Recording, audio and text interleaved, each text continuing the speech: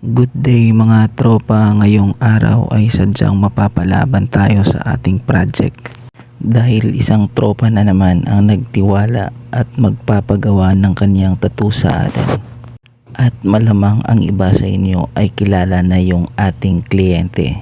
Dahil ang kliyente natin ngayon ay walang iba kundi ang nag-iisang Chino Calmante. Sa mga hindi po nakakakilala, siya po ang may-ari ng clothing brand na Calmante. Pwede nyo pong i-check yung Facebook page nila at kung sakaling may magustuhan kayong design ng shirts ay pwede rin po kayong mag-order sa kanila. Balik po tayo sa tattoo dahil sobrang challenging ng gagawin natin ngayon. Kakaiba kasi itong gagawin nating project ngayon. Kung dati may mga nagpapagawa sa atin na full sleeve tattoo, ngayon ang gagawin natin ay isang napakalupit na head tattoo. Yes, tama po yung narinig nyo, full head tattoo. Isang buong ulo ang patatatuan ng ating kliyente. At hindi lang yon mga tropa, ang malupit dito ay gagawin natin ito ng isang session lang.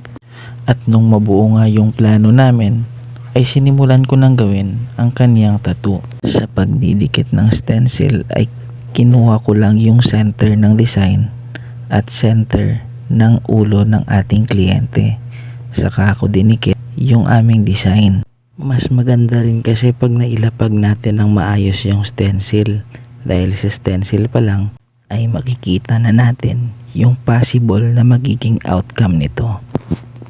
Dahan-dahan ko nga lang dinidikit yung stencil dito para maiwasan kong magkamali. At nung maidikit ko na nga yung stencil ay nagsimula na kami. Habang nagtatato nga kami ay napansin ko na mabilis dumugo yung balat ng ating kliyente. Kaya tinanong ko siya kung nakainom ba siya the night before kami mag-session. Ang sabi niya naman ay wala. Yun nga lang, 2 AM na siya nakatulog, kaya wala sa kondisyon yung katawan ng ating kliyente. At isa yon sa mga dahilan kung bakit mabilis magdurugo ang balat ng ating kliyente. Kaya dito pa lang nag-i-expect na talaga ako na hindi niya ito matatapos. Pero sadyang matibay talaga tong kliyente natin, kasi sa session namin ay nakukuha niya pang matulog. Hindi ko na nga alam kung tao pa ba tong tinatatuan ko. Wala kasi akong experience kung masakit talaga ba magpatato sa ulo. Hindi, wala pa naman kasi akong tattoo sa ulo. At sa tuwing tinatanong ko naman yung ating kliyente kung masakit ba o hindi, lagi niya namang sinasabi na hindi daw masakit. Magaan naman daw kasi yung aking kamay. Pero ako ayokong maniwala. Parang ang sakit kasi pag sa part na to. Dito nga mga tropa ay kung mapapansin nyo ay may sugat yung ulo ng ating kliyente. Nasugat kasi yan nung nagpa-shave siya ng ulo niya.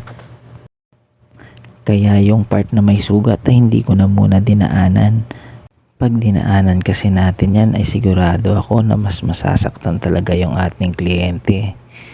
At masisira lang din ito, kaya mas mabuti na rin na hindi na muna galawin. Sa part nga na to ay noumpisan ko nang gawin yung mukha.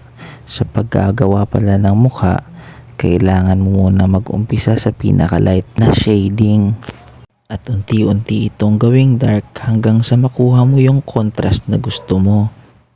Mas maganda kasi pag nag-umpisa ka sa light na shading, kasi mahahabol mo pa siya. Pag nag-umpisa ka naman sa dark na shading at nagkamali ka, ay hindi mo na yon mapapalight. Yan yung ginagamit ko na technique pag gumagawa ko ng mukha. Sa mga baguhan na tattoo artist, pwede nyo rin yang sundin. At kapag effective sa inyo, ay pwede nyong gamitin. At kung hindi naman, mag-stick na lang kayo sa inyong mga nakasanayan na technique.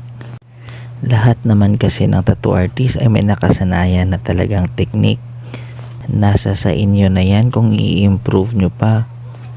Maganda rin kasi na ini-explore natin yung mga ibang proseso para madagdagan yung ating mga knowledge about sa tattoo. At lagi rin nating tandaan na hindi porket baguhan ay wala tayong mapupulot na aral sa kanila. Hindi rin talaga kasi natin madedenay na may mga magagaling talagang baguhan na tattoo artist. Basta't lagi ka lang makinig para mas mabilis kang matuto. Dito nga ay malapit na naming matapos yung unang design. At pagkatapos nito ay isusunod natin yung sa bandang likuran ng kanyang ulo. Hindi nga lang namin na video yung umpisa ng tattoo na to. Gabi na rin kasi sa mga oras na to at tulog na rin yung mga kasama namin. Sa part nga na ito ay medyo nasasaktan na rin yung kliyente natin. Medyo mahabang oras na rin kasi nung nagtatato kami, kaya siguro nakaramdam na siya ng sakit. Pagkatapos nga ay hindi pa talaga nakontento. Nagpadagdag pa tong kliyente ko sa noo. Dito, medyo tahimik na yung kliyente ko at alam ko na rin na nasasaktan na talaga siya. Kung umabot ka sa part ng video na to ay sigurado akong mangiwi-ngiwi na yung bibig mo kakapanood ng video na to. At kung gusto mo naman makapanood pa ng ibang video katulad nito ay pwede mo akong i-follow. At ito na nga pala yung naging resulta ng aming tattoo. Sa may mga katanungan po ay pwede nyo akong i-message sa aking Facebook account na Rayjan Sarino. Pwede rin po kayong mag-message sa ating Facebook page na Inks and Clouds Tattoo Studio. Hanggang dito na lang po muna yung ating video. Maraming salamat po sa panunood. Paalam!